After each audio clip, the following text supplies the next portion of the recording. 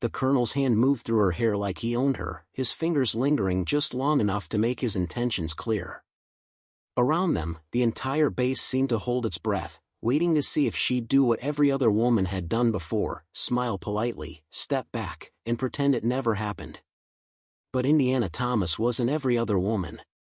3 seconds later, Colonel Raymond Dutch was on the ground, his wrist bent at an angle that made grown men wince, begging her to let go in front of 50 witnesses. What happened next would shake a military installation to its core and prove that some lines, once crossed, can never be uncrossed. Before we continue, let us know where you're watching from. If you're enjoying this, don't miss out, subscribe now for more. The morning sun cast long shadows across Forward Operating Base Sentinel as Indiana Thomas stood at the edge of the training grounds, watching the combat readiness drills with the same expression she'd worn for 11 months, a careful mask of professional detachment that hid a fire burning just beneath the surface. At 26, Indiana had the kind of presence that people noticed but rarely acknowledged.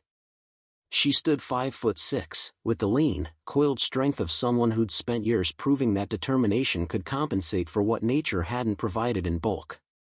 Her dark hair was always regulation perfect, pulled back in a tight bun that revealed sharp cheekbones and eyes that missed nothing. She'd been born in Rotterdam to a Dutch mother and British father, raised speaking 3 languages, and had joined the European Defence Force with a singular purpose, to serve at the highest level possible.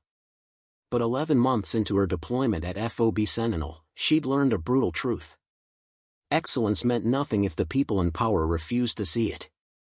Indiana worked in tactical intelligence, analyzing threat patterns and coordinating reconnaissance operations. Her role required precision, analytical thinking, and the ability to synthesize complex information under pressure. She excelled at all of it. Her reports were consistently rated among the best in her unit. Her threat assessments had prevented 2 potential attacks on supply convoys. Her tactical recommendations had been adopted by officers 3 ranks above her. None of it mattered. The morning briefing started at 0700 sharp, and Indiana took her usual position near the back of the operations center. The room buzzed with pre-mission energy as officers and specialists gathered around the digital display showing satellite imagery and real-time intelligence feeds. She'd spent the previous night updating the threat matrix for Sector 9, identifying patterns in insurgent movements that suggested a coordinated attack was imminent. Lieutenant Colonel Sarah Brennan stood at the front of the room, her weathered face serious as she addressed the assembled personnel. Indiana had enormous respect for Brennan, one of the few senior officers who seemed to judge soldiers based on capability rather than politics or gender. But even Brennan operated within a system that had its favorites. "Today's operation is codenamed Firewatch," Brennan announced, pulling up a tactical map. "We've received intelligence suggesting hostile forces are planning an assault on the medical convoys scheduled to pass through Sector 9. I need recommendations for alternative routes and security protocols." Indiana's hand went up immediately. She'd anticipated this exact scenario in her analysis. Brennan nodded in her direction. "Lieutenant Thomas, go ahead." "Ma'am, based on the insurgent movement patterns over the last 72 hours, I'd recommend rerouting the convoy through Sector 11 instead. The terrain is more challenging, but the hostile presence is minimal, and we can establish overwatch positions on the ridgelines." Indiana pulled up her detailed analysis on her tablet. "I've mapped 3 potential ambush points in Sector 9 that align perfectly with recent enemy activity." The room fell silent as her analysis appeared on the main display. It was thorough, well-reasoned, and exactly the kind of tactical thinking that should have earned immediate consideration. Instead, Major Vernon Cross, the operations officer, leaned back in his chair with a barely concealed smirk. "That's an interesting theory, Thomas," he said, his tone making it clear he meant the opposite. "But I think we'll stick with the original route. We've got air support scheduled, and changing the plan now would create unnecessary complications." Indiana kept her expression neutral, though frustration burned in her chest. "Sir, with respect, the air support won't matter if the convoy drives into a coordinated ambush. The intelligence clearly shows." "I said we're sticking with the original plan," Cross interrupted, his voice hardening. Unless you've suddenly been promoted to operations officer without my knowledge. A few chuckles rippled through the room. Indiana felt her jaw tighten, but she simply nodded. No, sir. Then let's move on, Cross continued, dismissing her analysis with a wave of his hand. Captain Reeves, what's the status on our quick reaction force? As the briefing continued, Indiana sat in silence, watching her recommendations being ignored in favor of a plan that had obvious vulnerabilities. This wasn't the first time it had happened.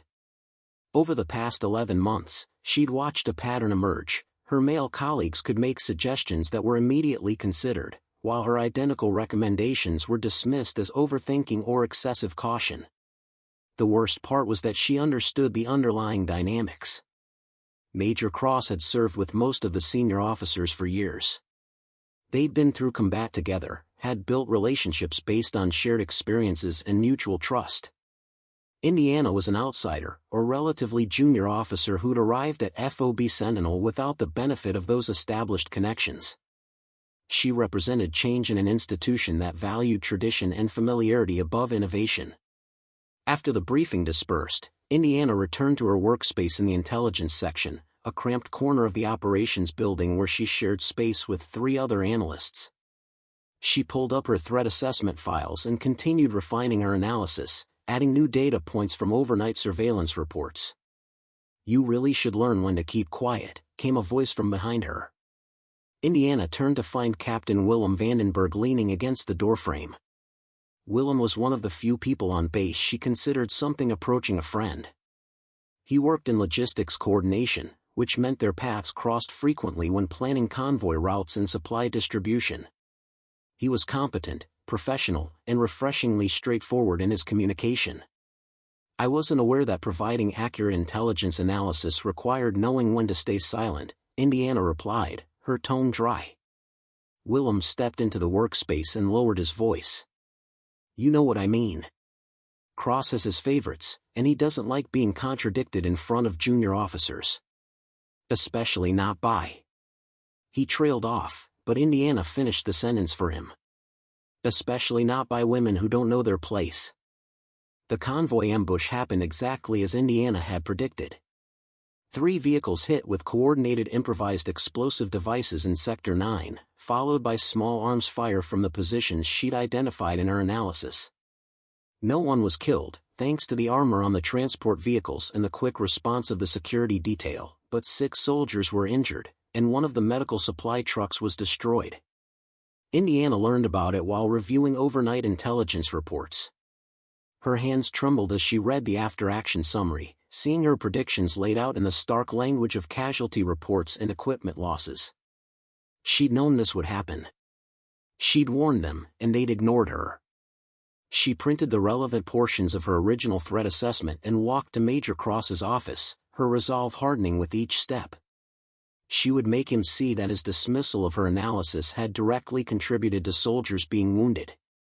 She would force accountability. Cross's door was open, and she could see him inside reviewing paperwork. Indiana knocked on the doorframe, waiting for acknowledgement. What is it, Thomas? Cross asked without looking up. Sir, I need to discuss the convoy incident in Sector 9. What about it? His tone was bored, disinterested. Indiana stepped into the office and placed her printed analysis on his desk.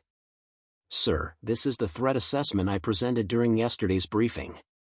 You'll see that I identified the exact locations where the ambush occurred and recommended an alternative route. If we'd followed that recommendation. Cross finally looked up, his expression shifting from boredom to irritation. Are you seriously coming into my office to say I told you so after soldiers were wounded? No, sir. I'm coming here to request that my intelligence analyses be given proper consideration in future operations. My assessment was accurate, and ignoring it put lives at risk. The major stood, his face flushing red. You arrogant little, he caught himself, taking a breath before continuing in a more controlled tone. Lieutenant, you seem to be under the impression that being occasionally right about something entitles you to lecture your superiors. Let me clarify something for you. Intelligence analysis is about probabilities, not certainties. Yes, there was an attack in Sector 9. There could just as easily have been an attack in Sector 11 if we'd gone with your route.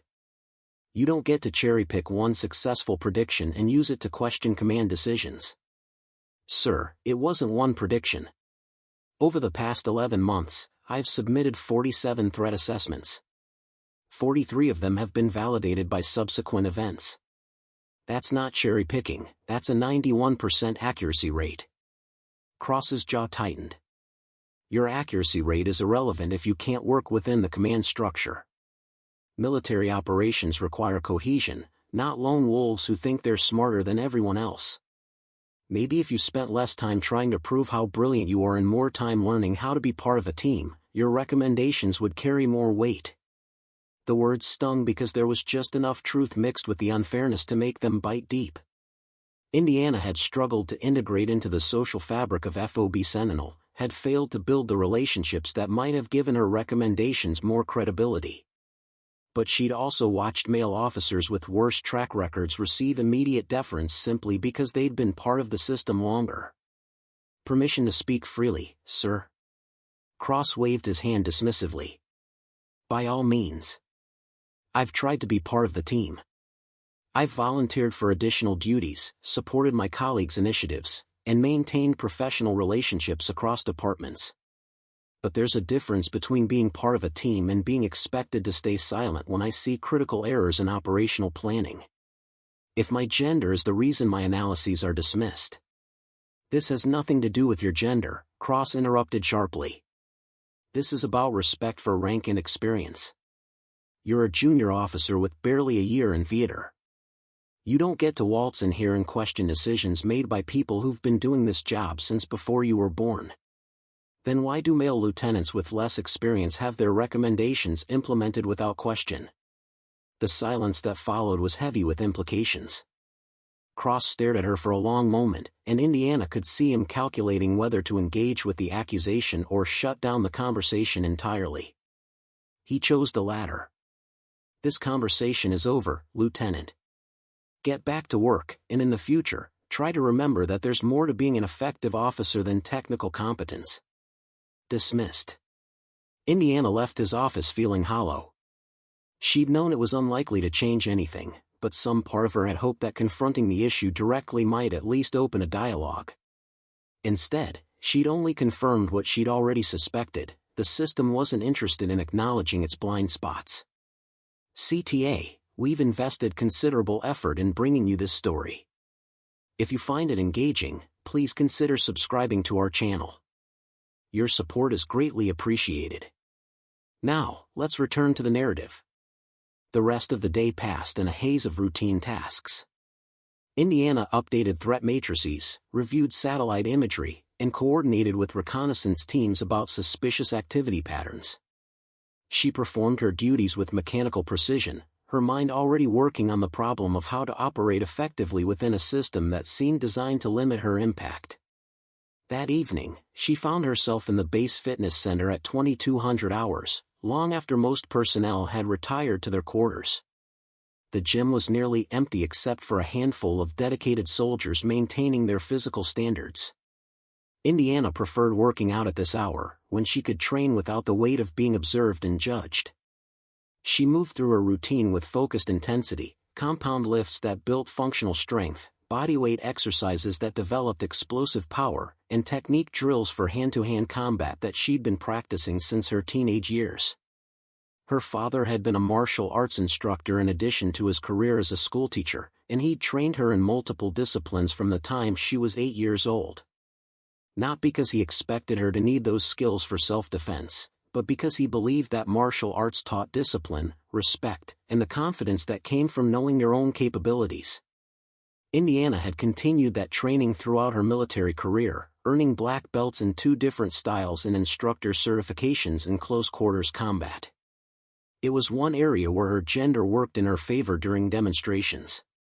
People consistently underestimated her based on size and appearance, which meant they weren't prepared for the speed and technical precision she could bring to bear. As she worked through a complex kata, Indiana noticed Colonel Raymond Dutch enter the gym.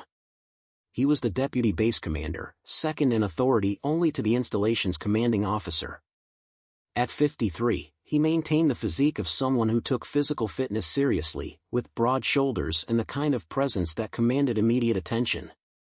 The task force meeting was scheduled for 1400 hours on Thursday, and Indiana arrived 10 minutes early with a comprehensive presentation on intelligence integration failures. She'd spent the previous 5 days compiling data, creating visual aids, and rehearsing her recommendations. This was her opportunity to effect real change, to be heard at a level where her input might actually matter. The conference room was adjacent to Colonel Dutch's office, a secure space used for classified briefings. Indiana set up her materials and waited as other task force members began arriving: Captain Vandenberg from Logistics, Major Elena Kowalski from Operations Planning, and Lieutenant Commander James Hartley from the Naval Liaison Office. Colonel Dutch entered at precisely 1400 hours, carrying a folder thick with documents. But something about his demeanor had changed since their gym conversation.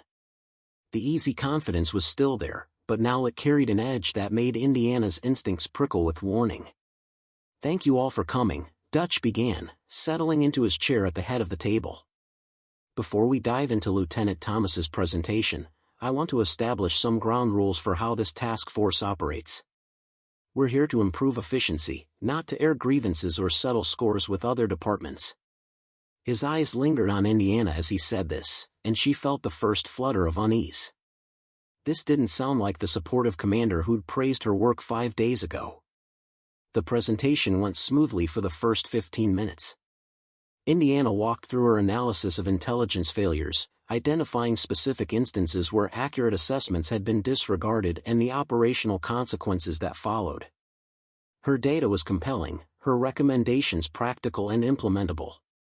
In conclusion, she said, bringing up her final slide, "I propose a structured review process where intelligence assessments are evaluated based on objective criteria rather than the seniority or relationships of the analyst. This would create accountability and ensure that the best information reaches decision-makers regardless of its source." Major Kowalski nodded thoughtfully.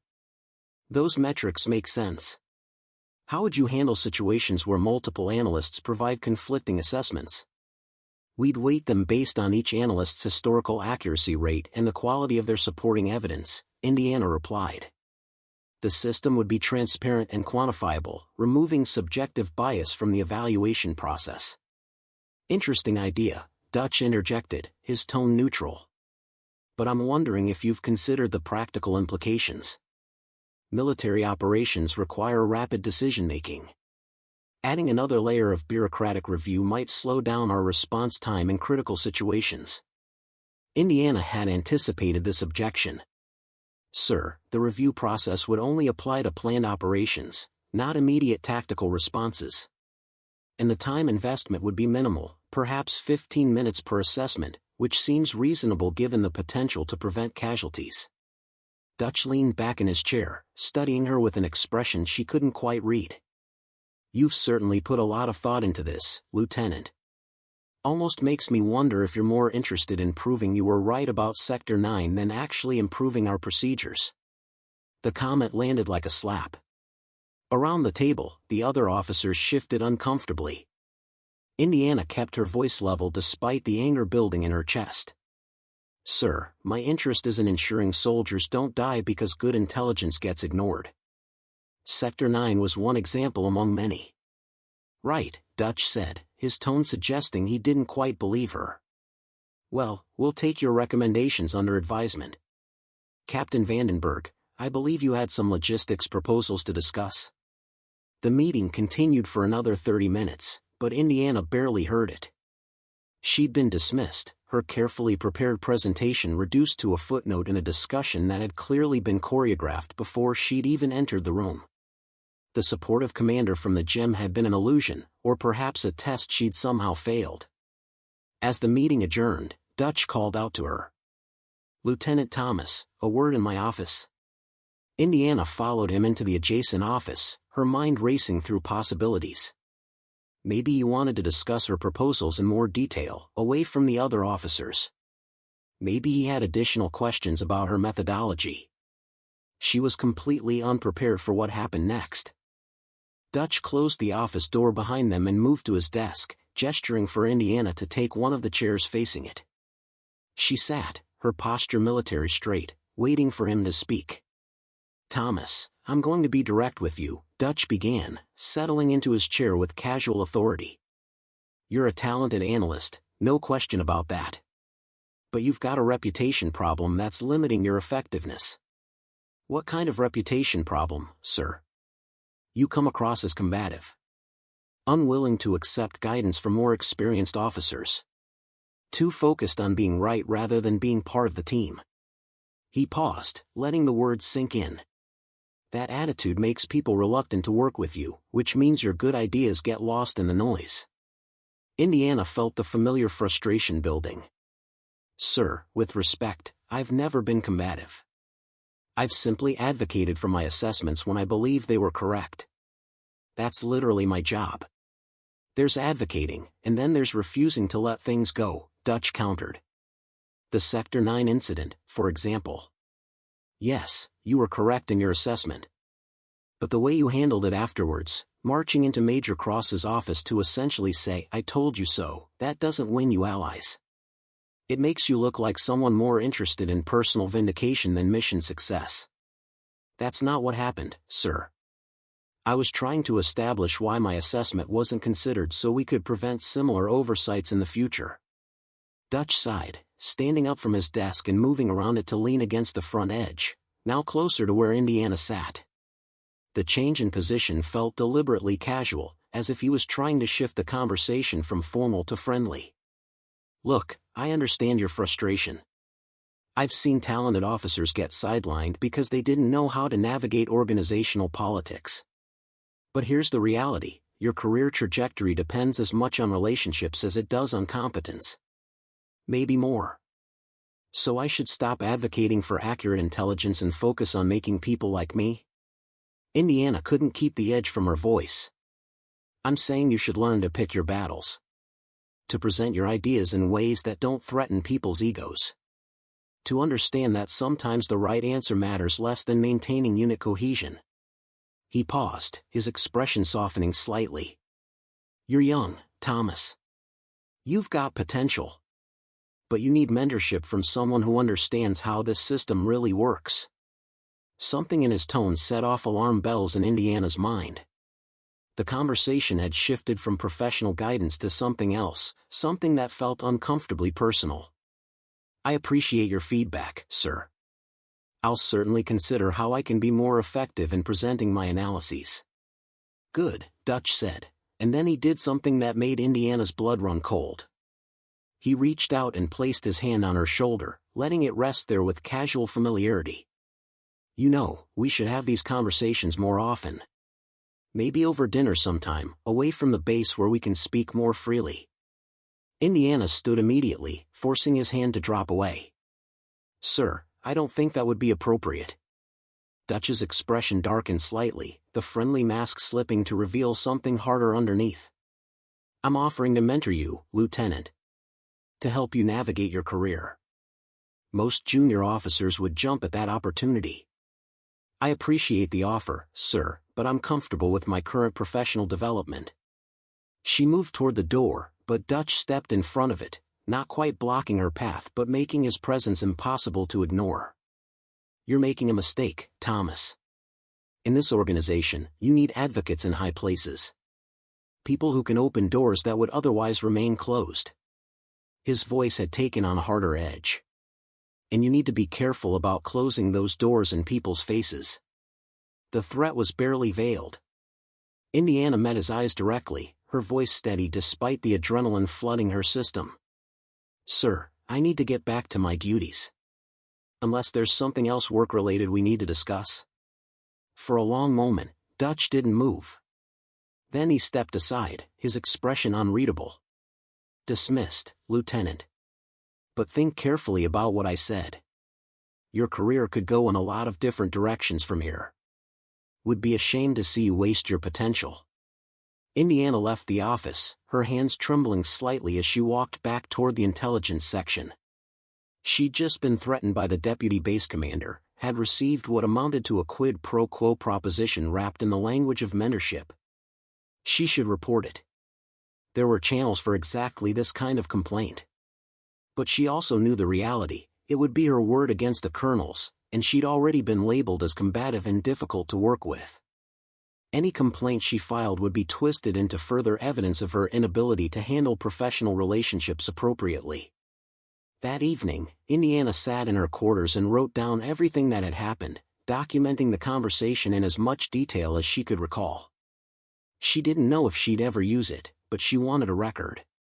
Some proof that she wasn't imagining the systematic barriers being placed in her path.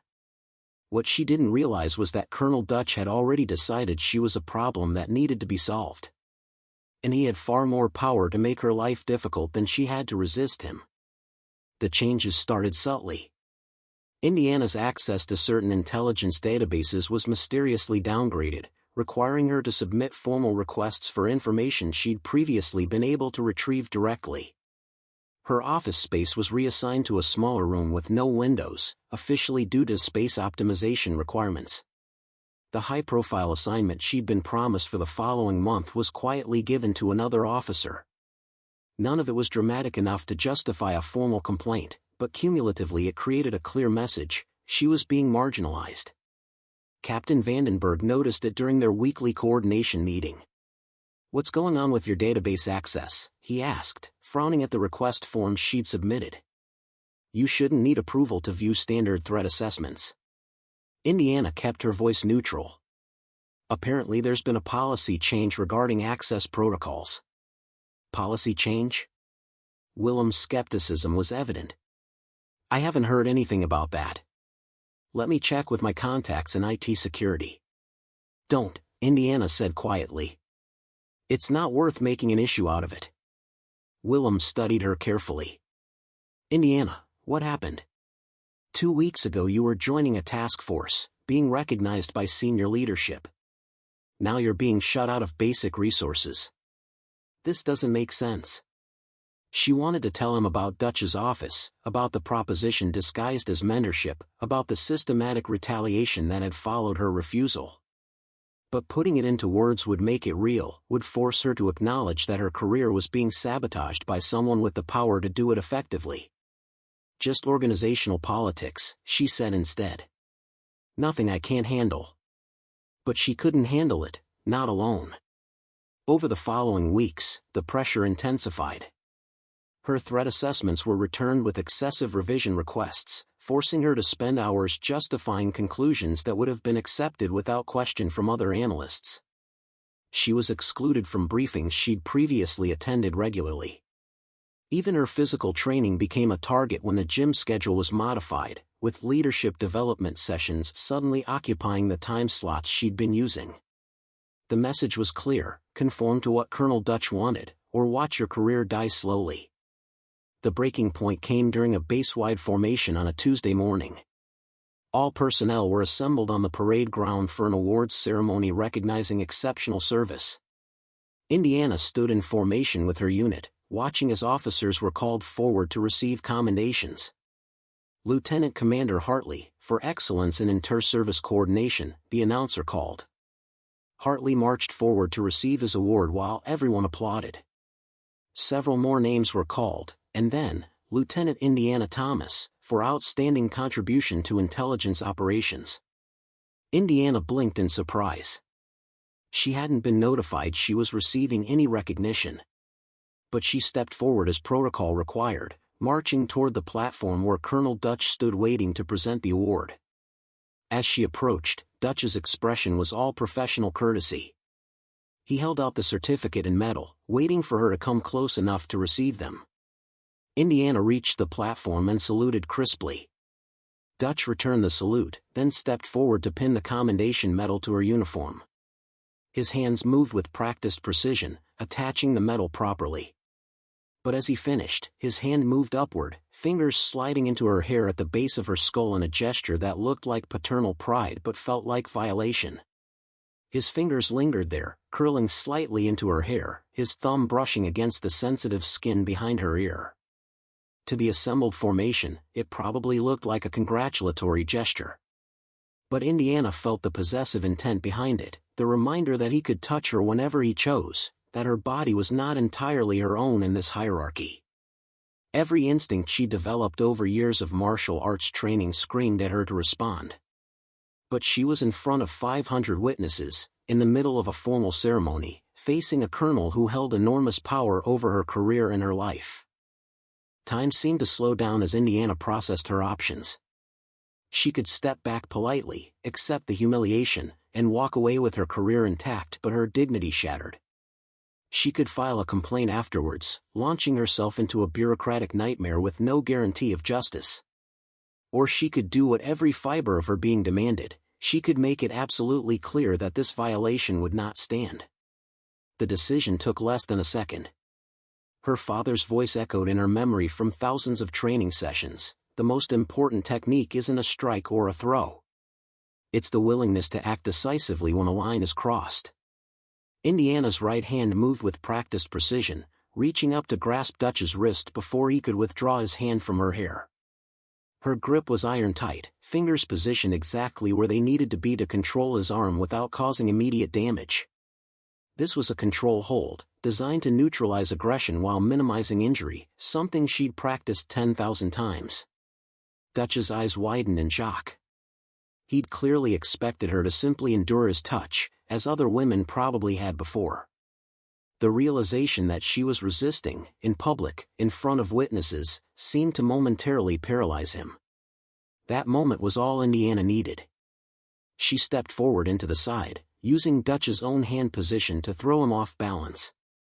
Her left hand came up to control his elbow while her right maintained its grip on his wrist. Then she executed a textbook wrist lock, applying pressure to the joint in a way that gave him exactly two choices: follow the direction she was guiding him, or have his wrist broken. Dutch chose to follow. He had no other option. In less than 3 seconds, he went from standing upright on the platform to being driven downward, his body forced into a kneeling position by the mechanical advantage of the joint lock. Indiana controlled his descent with absolute precision, never applying more force than necessary but making it impossible for him to resist. The parade ground had gone completely silent. 500 soldiers watched as their deputy base commander was brought to his knees by a junior lieutenant half his size. Dutch's face had gone red with pain and humiliation, his free hand grasping at Indiana's arm in an attempt to relieve the pressure on his wrist. "Please," he gasped, his voice carrying across the silent formation. "Let go." Indiana's voice was calm, almost conversational, but loud enough for everyone to hear. "Sir, I need you to understand something very clearly. My hair, my body, my person, they belong to me. Not to you. Not to anyone. When you touch me without permission, you cross a line. This is what happens when that line is crossed." She maintained the hold for another second, making absolutely certain that everyone present understood the power dynamic at play. Then she released his wrist and stepped back, her movements controlled and deliberate. Dutch remained kneeling for a moment, cradling his wrist, his expression cycling through shock, rage, and something that might have been fear. Around them, the assembled soldiers were frozen, waiting to see what would happen next. Indiana came to attention and saluted crisply. "Thank you for the commendation, sir. Permission to return to formation?" The question hung in the air like a challenge. Dutch could escalate this into a larger confrontation, could have her arrested for assaulting a superior officer. But doing so would require explaining why she'd felt compelled to respond with physical force, would open up questions about what his hand had been doing in her hair in the first place. "Dismissed," Dutch managed, his voice hoarse. Indiana executed a perfect about-face and marched back to her position in formation. Behind her, she could hear Dutch getting to his feet, could sense the chaos about to erupt. But for those brief seconds of walking back to her unit, she felt something she hadn't experienced in months, the absolute certainty that she'd done exactly the right thing, regardless of the consequences. The ceremony never resumed. Within minutes, Indiana was escorted to the military police station, while Colonel Dutch was taken to the base medical facility. And across FOB Sentinel, soldiers who'd witnessed the incident began talking, sharing what they'd seen, trying to make sense of a moment that would become legendary in military circles. The tiny lieutenant who'd brought a colonel to his knees. The 3 seconds that changed everything. The military police station was a stark concrete building on the eastern edge of FOB Sentinel, designed to process everything from minor disciplinary issues to serious criminal offenses. Indiana sat in an interrogation room with gray walls and a metal table, waiting for whatever came next. Her hands were steady, her mind clear. She'd crossed a threshold that couldn't be uncrossed, and there was a strange peace in that certainty. Captain Rebecca Hayes from the Judge Advocate General's office arrived first, her expression carefully neutral as she took the seat across from Indiana. Hayes was in her late 30s, with sharp eyes that suggested she'd seen every variation of military justice cases and wasn't easily surprised. "Lieutenant Thomas, I'm here to advise you of your rights and the charges being considered," Hayes began, opening a folder. "Colonel Dutch has filed a formal complaint alleging assault on a superior officer. That's a serious charge that could result in court-martial, dishonorable discharge, and potential criminal prosecution. Do you understand the gravity of your situation?" "Yes, ma'am," Indiana replied calmly. Hayes studied her for a moment. "You don't seem particularly concerned." "I'm concerned about justice, ma'am. Not about consequences." "They're not always the same thing," Hayes said quietly. "Walk me through what happened on that platform. And Lieutenant, I need you to be completely honest. Any inconsistencies in your statement will be used against you." Indiana recounted the ceremony in precise detail, the unexpected commendation, Dutch's approach, the medal presentation, and then his hand in her hair. She described the duration of the touch, the location, the way his fingers had curled possessively. She explained her training in martial arts, her decision to respond with controlled force, and the exact technique she'd used. "You're claiming this was sexual harassment?" Hayes asked.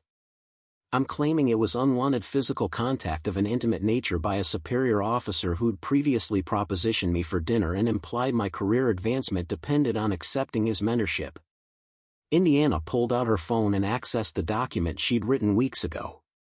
"I documented a previous incident in his office. I haven't filed a formal complaint because I was advised, correctly, I think, that it would be my word against his." Hayes read through the document, her expression growing increasingly serious. "Why didn't you report this immediately?" "Because I've spent 11 months watching how this system treats women who make complaints. Major Cross dismisses my professional judgment. Colonel Dutch controls my access to resources and assignments. The message has been clear: conform or be marginalized. I didn't report because I knew exactly what would happen. I'd be labeled as difficult, as someone who couldn't handle the normal pressures of military service. So you decided to handle it yourself by physically assaulting him in front of 500 witnesses?" Indiana met Hayes's eyes directly. "I decided to defend my bodily autonomy using the minimum force necessary to stop unwanted contact. If a male soldier had grabbed me that way in a bar, everyone would agree I had the right to defend myself. The fact that it happened during a ceremony, and that he outranks me, doesn't change the fundamental violation." Hayes leaned back in her chair, processing this. "You realize that Colonel Dutch's version of events is going to be very different. He'll claim it was a congratulatory gesture, completely innocent, and that you overreacted violently. His lawyers will paint you as unstable, overly aggressive, unable to accept normal military customs of recognition and respect." "I'm sure they will, ma'am. But there were 500 witnesses who saw exactly where his hand went and how long it stayed there. And I'm willing to bet I'm not the first woman he's touched inappropriately. If an investigation actually happens, if anyone bothers to ask questions, I suspect a pattern will emerge." Hayes closed her folder and stood. "Wait here, Lieutenant. This situation is more complex than a simple assault charge, and I need to consult with my superiors before we proceed." After Hayes left, Indiana sat alone in the interrogation room for nearly 2 hours. She understood the calculation happening in offices across the base. The military had spent years trying to address sexual harassment and assault, had implemented policies and training programs designed to protect service members. But those policies only worked if people were willing to enforce them against powerful officers, not just against convenient targets. The door finally opened again, but this time it wasn't Hayes. Lieutenant Colonel Sarah Brennan entered, her face grave. "Lieutenant Thomas, I need you to understand something," Brennan began without preamble. "What you did today was either the bravest or most foolish thing I've seen in 23 years of service. Possibly both." Indiana remained silent, waiting. "Colonel Dutch is claiming you assaulted him without provocation. He's demanding your immediate arrest and court-martial. But there's a problem with his version of events. About 200 soldiers have already submitted statements describing exactly what they witnessed. And several of them specifically noted that his hand remained in your hair for an uncomfortably long time." Brennan pulled out a chair and sat down, her expression weary. "I've been ordered by the base commander to conduct a preliminary investigation before any charges are filed. That means I need to hear everything, Lieutenant. Not just about today, but about every interaction you've had with Colonel Dutch that might be relevant."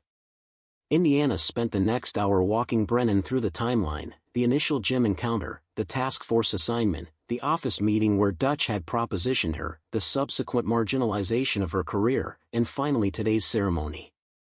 She provided dates, times, and witnesses where available. She showed Brennan the contemporaneous notes she'd written documenting each incident. Brennan listened without interrupting, her face growing progressively darker as the story unfolded. When Indiana finished, the senior officer sat in silence for a long moment.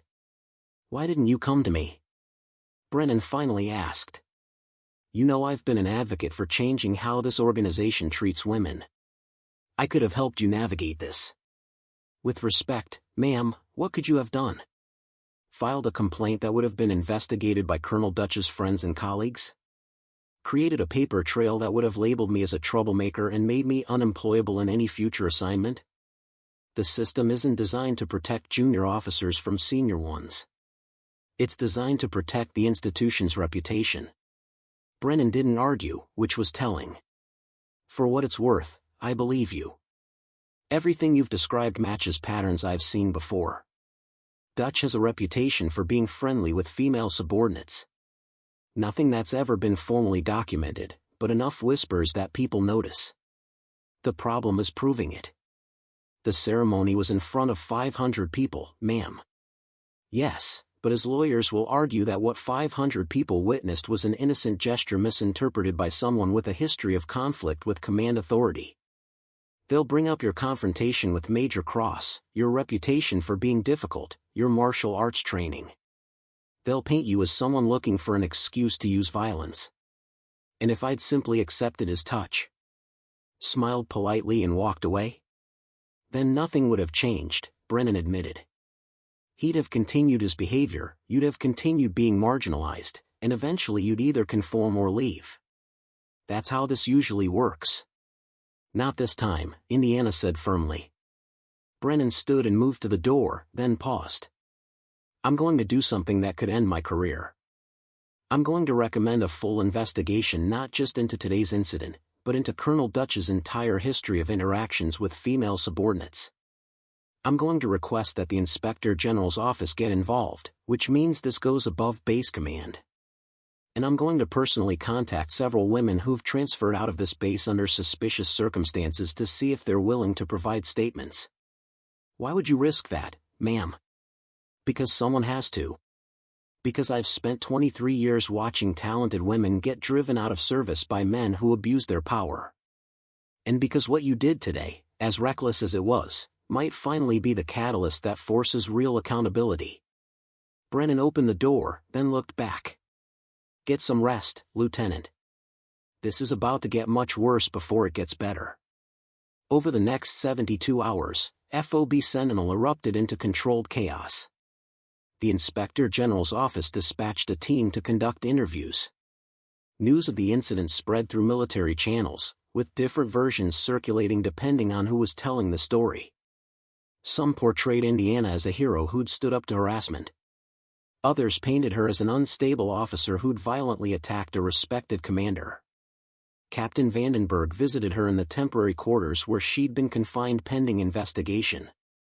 "You've become the most controversial person on this base," he said, setting down a care package of decent food and reading material. "Half the people think you're a legend. the other half think you should be court-martialed. What do you think? Indiana asked. Willem was quiet for a moment. I think you did what needed to be done. I also think you're about to discover just how much the system protects people like Dutch and punishes people like you, regardless of who was right. But Willem was wrong about one thing: the system was changing, slowly and painfully, but changing nonetheless. The Inspector General's investigation uncovered 3 other women who came forward with similar stories about Dutch. A sergeant who'd been transferred after refusing his advances. A captain who'd left the military entirely after he'd retaliated against her career. A lieutenant who'd filed a complaint that had been dismissed as misunderstanding of friendly mentorship. Each story added weight to Indiana's account, building a pattern that became increasingly difficult to dismiss. The investigation also revealed that several senior officers had received informal complaints about Dutch's behavior over the years but had taken no action, preferring to quietly transfer the complainants rather than confront a powerful colonel. The media caught wind of the story, and suddenly FOB Sentinel was under scrutiny from journalists asking uncomfortable questions about military culture and accountability. The base commander, facing pressure from both the press and his own chain of command, had no choice but to take the investigation seriously. For weeks after the ceremony, Colonel Raymond Dutch was relieved of his duties pending court-martial on charges of sexual harassment, conduct unbecoming an officer, and abuse of authority. He was escorted off the base in disgrace while Indiana remained confined to quarters, her own fate still uncertain. The formal hearing took place in a military courtroom that had been hastily established in one of FOB Sentinel's administrative buildings. The room was packed with observers, military personnel, journalists, and advocacy groups all interested in the outcome of a case that had become emblematic of larger issues within the armed forces.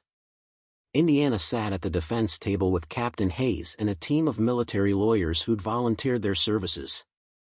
Across the aisle, Colonel Dutch sat with his own legal team, his face a mask of barely controlled fury. He'd lost weight in the weeks since his suspension, and the confident authority he'd once projected had been replaced by the desperate anger of someone watching their career disintegrate.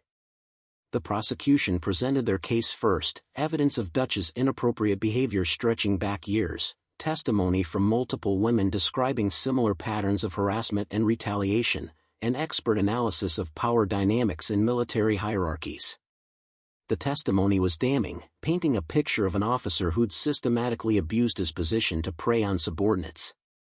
Then it was the defense's turn to present Indiana's case. Hayes stood and addressed the military judge, a stern-faced colonel who'd been brought in specifically for this hearing. Your Honor, the question before us is not whether Lieutenant Thomas used physical force against Colonel Dutch. She did, and she's never denied it. The question is whether that use of force was justified given the circumstances. And to answer that, we need to understand what those circumstances were. Hayes presented the video footage from the ceremony, slowed down to show Dutch's hand moving into Indiana's hair, the way his fingers curled and lingered, the duration of the contact. She brought in martial arts experts who testified that Indiana's response had been precisely controlled, using exactly the amount of force necessary to stop the unwanted contact without causing permanent injury. Lieutenant Thomas could have broken Colonel Dutch's wrist, one expert testified. The technique she used is designed to give her that option. But she chose instead to control and de-escalate, to make her point without causing lasting damage. That shows remarkable restraint under circumstances that would have justified a much more aggressive response. The defense also called witnesses who'd seen the ceremony, soldiers who testified about the visible discomfort on Indiana's face, the length of time Dutch's hand had remained in her hair, the possessive nature of the gesture. Several male officers testified that they'd never seen Dutch touch male recipients of commendations in a similar manner. But the most powerful testimony came from the 3 other women who'd experienced Dutch's harassment.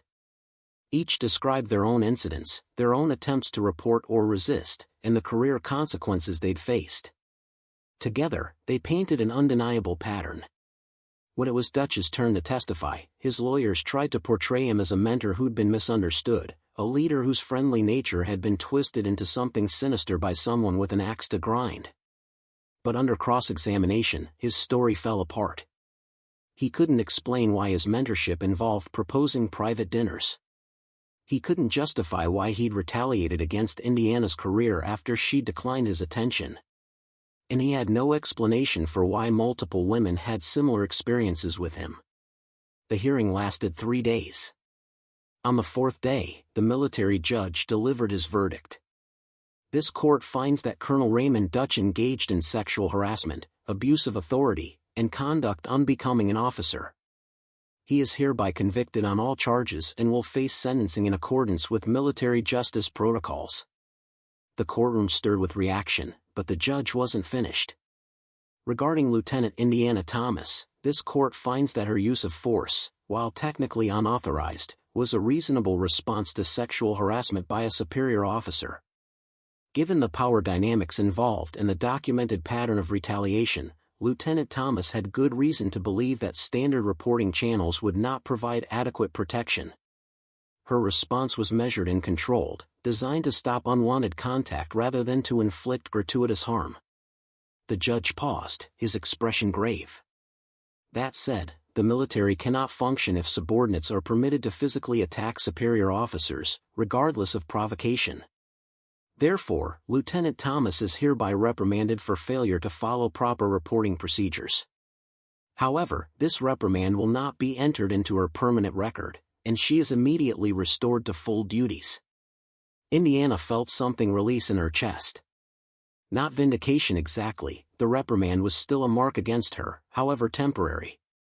But it was justice, or as close to justice as the system could provide.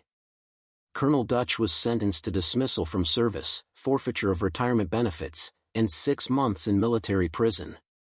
The severity of the punishment sent shockwaves through the armed forces, signaling that the era of protecting powerful officers who abused their authority was coming to an end. But the real change happened in smaller, less visible ways. The base commander ordered comprehensive training on harassment prevention and reporting procedures.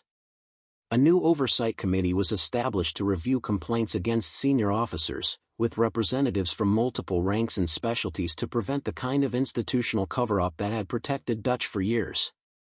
Indiana returned to her position in tactical intelligence, but everything had changed. The analysts who'd previously dismissed her recommendations now sought her input. Major Cross, facing his own review for how he'd treated her assessments, became considerably more receptive to her analysis. Even the soldiers who'd questioned her capabilities approached her with new respect. "You changed the conversation," Captain Vandenberg told her one evening in the mess hall. "People who used to think harassment was just something women needed to tolerate now understand there are consequences. Officers who used to protect their friends are realizing they could be held accountable too." Indiana appreciated the sentiment, but she also understood the cost. 3 seconds of action had transformed her from an anonymous junior officer into a symbol, someone who'd forever be defined by that moment on the platform. Some saw her as a hero, others as a troublemaker who'd violated military discipline. The truth, as always, was more complicated. Lieutenant Colonel Brennan called her to a meeting 2 months after the hearing. "I've been asked to establish a new program for identifying and developing junior officers with exceptional capabilities who might be overlooked by traditional advancement systems. I want you to help design it." "Why me, ma'am?" "Because you understand what it's like to be systematically underestimated. Because you spent months preparing yourself for opportunities you were never given. And because what you did, both the preparation and the final stand, demonstrated exactly the kind of initiative and courage we should be cultivating, not suppressing."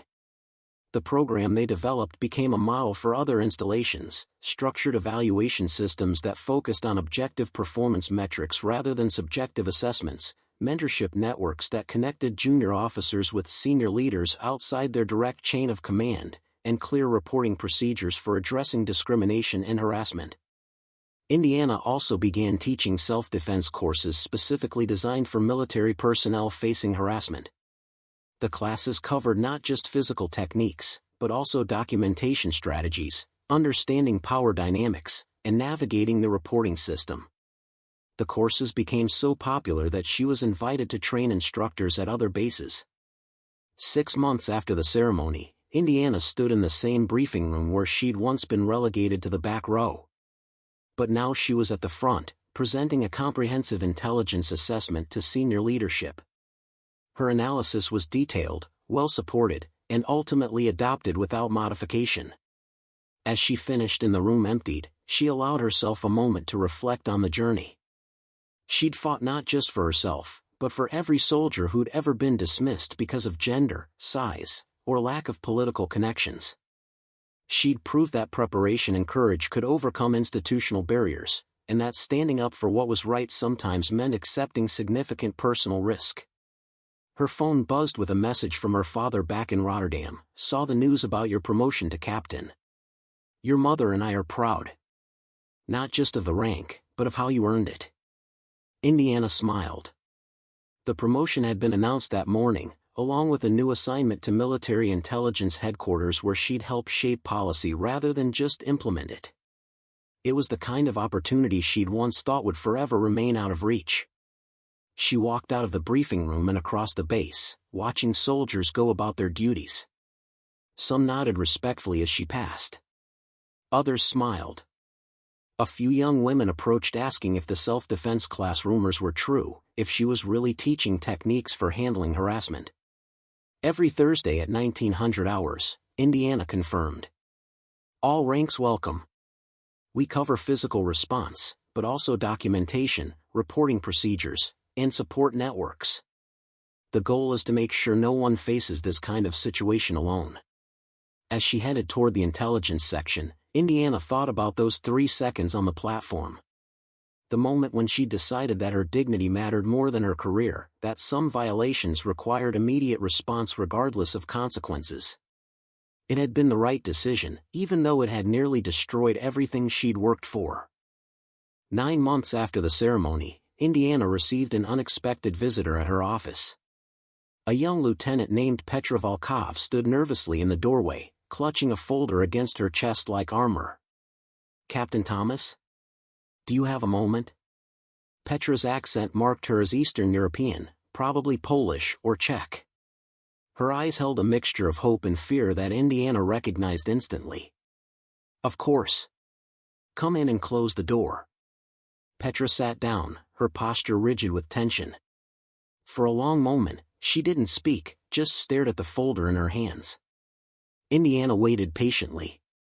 She'd learned that rushing people who were gathering courage to speak only made them retreat. "I saw what you did," Petra finally said. "At the ceremony. Everyone saw it. And I thought maybe if someone like you could stand up to a colonel, maybe I could stand up to my commanding officer." Indiana's chest tightened. What happened? The story that emerged was painfully familiar. Petra's company commander had been making increasingly inappropriate comments about her appearance, finding excuses to touch her during training exercises, suggesting that her performance evaluations could improve if she was more friendly during their private meetings. She tried to handle it professionally, tried to set boundaries, but he'd only become more aggressive. "I documented everything, just like you did," Petra said, opening the folder to reveal meticulous notes with dates, times, and witnesses. "I was going to file a complaint, but then I heard about your case. About how you had to physically defend yourself before anyone would take it seriously. And I thought, is that what it takes? Do we have to let things escalate to violence before the system protects us?" Indiana felt the weight of her own actions settling heavily on her shoulders.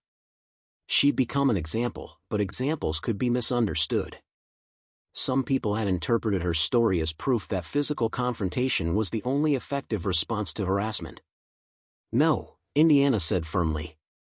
"What I did was a last resort in a specific situation. You have documentation, witnesses, and a clear pattern of behavior. That's exactly what you need to file a formal complaint. The system isn't perfect, but it's changing. There are procedures now that didn't exist a year ago, oversight committees that actually investigate claims. But what if they don't believe me? What if he retaliates? Then you document that too. And you keep copies of everything in multiple locations. And you contact the Inspector General's office directly if your chain of command tries to bury it." Indiana pulled out a contact list she'd compiled specifically for situations like this. These are advocacy organizations, military lawyers who specialize in harassment cases, and senior officers who've committed to supporting legitimate complaints. You're not alone in this. Petra's hands trembled as she took the list. I'm scared. He controls my assignments, my evaluations, my entire career trajectory. If I report him and nothing happens, I'm finished. If you don't report him, you're teaching him that he can get away with it. And the next woman he targets will face the same choice you're facing now. Indiana leaned forward, her voice gentle but firm. I won't lie to you. Filing that complaint will be the hardest thing you've ever done. There will be people who don't believe you, who suggest you're overreacting or seeking attention. But there will also be people who support you, who recognize that what you're describing is illegal and unacceptable. Over the next hour, Indiana walked Petra through the complaint process step by step. They reviewed her documentation, identified additional witnesses who might provide supporting statements, and discussed strategies for protecting herself from retaliation. When Petra finally left, she looked less terrified and more determined. That conversation became the first of many. Word spread that Captain Thomas was someone junior officers could approach with harassment concerns, someone who understood the system and could provide practical guidance. Indiana found herself spending hours each week helping soldiers navigate complaint procedures, connecting them with resources, and occasionally intervening directly when situations required immediate action. Lieutenant Colonel Brennan noticed. You've essentially created an unofficial advocacy network, she observed during one of their regular meetings. We should formalize it. Make it an official resource that people can access without fear of career consequences. Together, they established the Sentinel Support Network, a program that provided confidential assistance to any soldier dealing with harassment, discrimination, or abuse of authority. The network included trained advocates, legal resources, and direct connections to oversight committees. Within 6 months, similar programs were being implemented at installations across the European theater. But the real measure of change came in smaller, quieter ways. Officers who'd previously engaged in inappropriate behavior became more cautious, aware that their actions could now have genuine consequences. Junior soldiers spoke up more readily when boundaries were crossed, confident that their concerns would be taken seriously. And gradually, the culture began to shift from one that tolerated abuse to one that actively opposed it. Indiana knew the transformation was far from complete. There were still officers who resented the increased scrutiny, still soldiers who faced retaliation for speaking up, still gaps in the system that allowed abusers to escape accountability. But progress was happening, one conversation, one complaint, one policy change at a time. On the anniversary of the ceremony, Indiana stood on the same parade ground where everything had changed. The base was conducting another awards ceremony, and she'd been asked to present commendations to outstanding junior officers. As she shook hands and offered congratulations, her touches were professional and brief, always mindful of personal boundaries. After the ceremony, a young private approached her hesitantly. Captain Thomas? I just wanted to say thank you. My sister was thinking about joining the military, but she was worried about how women get treated. After hearing about what you did, about how the system actually held someone accountable, she decided to enlist. She starts basic training next month. Indiana felt something tighten in her throat. This was why it had all been worth it, not just for her own vindication, but for the women who came after, who would serve in an environment that was incrementally safer and more just because someone had been willing to fight for it. 2 years after the incident that had defined her career, Captain Indiana Thomas stood in the headquarters building of European Defense Force Command, preparing for a briefing that would shape policy for the entire theater of operations. She'd been promoted again, now serving as a senior advisor on intelligence integration and personnel development. Her responsibilities extended far beyond tactical analysis, encompassing the structural changes that would ensure talented officers were recognized regardless of background or connections. The conference room filled with generals and senior staff officers, people who wielded enormous influence over military operations and culture. Indiana no longer felt intimidated by rank or authority. She'd learned that courage wasn't the absence of fear, but the willingness to act despite it. And she'd discovered that real power came not from position, but from the conviction that what you were fighting for mattered more than personal consequences. "Ladies and gentlemen," she began, pulling up her presentation.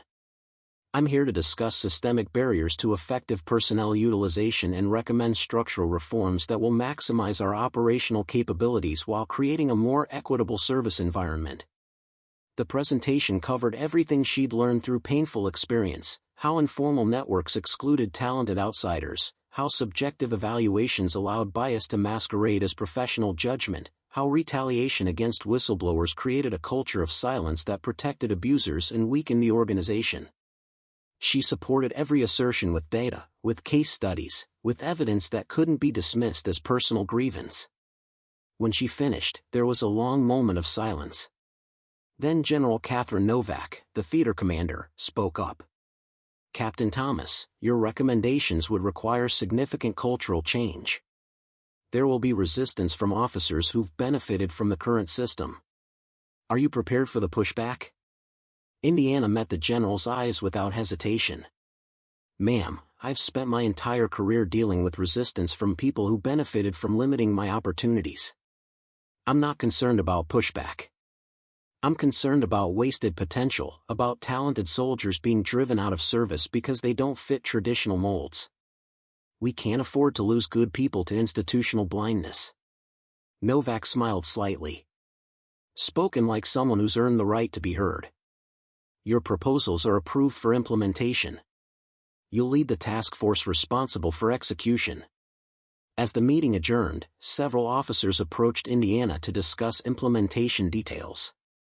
Among them was Major Cross, who'd traveled from FOB Sentinel specifically for this briefing. His demeanor toward her had transformed completely in the 2 years since she'd confronted him about the Sector 9 incident. "Captain Thomas, I owe you an apology," Cross said quietly. "I spent years dismissing recommendations from junior officers, especially women, because I assumed experience was the only thing that mattered.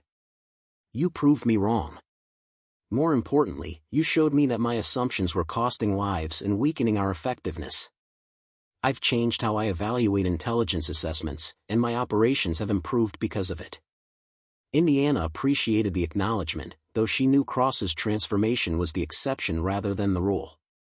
Real change required more than individual epiphanies. It required structural reforms that made discrimination and bias systematically difficult rather than occasionally discouraged. That evening, Indiana sat in her quarters writing an email to Petra Volkov, who'd successfully pursued her harassment complaint and was now thriving in a new assignment. Petra had become an advocate herself, helping other soldiers navigate the complaint process and speaking publicly about the importance of institutional accountability.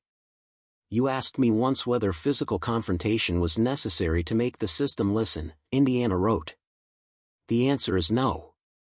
What's necessary is courage, the courage to document, to report, to persist when people try to silence you.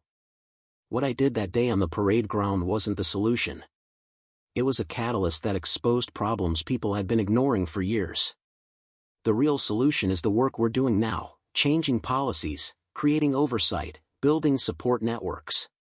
That's how we ensure no one else has to make the choice I made." She sent the email and then turned to her window, looking out over the base where soldiers were ending their duty day.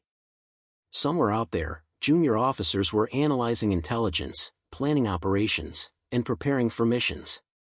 Some of them were women who would face challenges she'd experienced, who would be underestimated and dismissed. But now they had resources she hadn't possessed: formal complaint procedures, advocacy networks, and the knowledge that the system could be held accountable. Indiana's phone rang. It was her father, calling from Rotterdam for their weekly conversation. "How are things at headquarters?" he asked. "Complicated. Important. Exhausting," Indiana replied. "I'm working on policy reforms that will affect thousands of soldiers. Some days I feel like I'm actually making a difference. Other days I wonder if institutional culture can really change." "It can," her father said firmly. I saw it happen in education when they finally started addressing discrimination. It takes time, and it requires people willing to fight for it even when the personal cost is high. You've already proven you're that kind of person. After the call ended, Indiana reflected on the journey that had brought her here. From the overlooked logistics officer to the captain who'd physically confronted a colonel, to the senior advisor shaping military policy, it had been a path she'd never anticipated but somehow always been preparing for. The legacy of those 3 seconds wasn't just her own vindication. It was the incremental transformation of a system that had resisted change for generations. It was the message sent to every junior officer that speaking up was worth the risk. It was proof that courage, preparation, and unwavering conviction could overcome even the most entrenched institutional barriers. Indiana turned off the light and closed her eyes, ready for whatever challenges tomorrow would bring. Because she'd learned the most important lesson of all: some fights are worth fighting, regardless of the cost. And some victories, however hard-won, change everything that comes after. Up next, you've got 2 more standout stories right on your screen. If this one hit the mark, you won't want to pass these up. Just click and check them out. And don't forget to subscribe and turn on the notification bell so you don't miss any upload from us.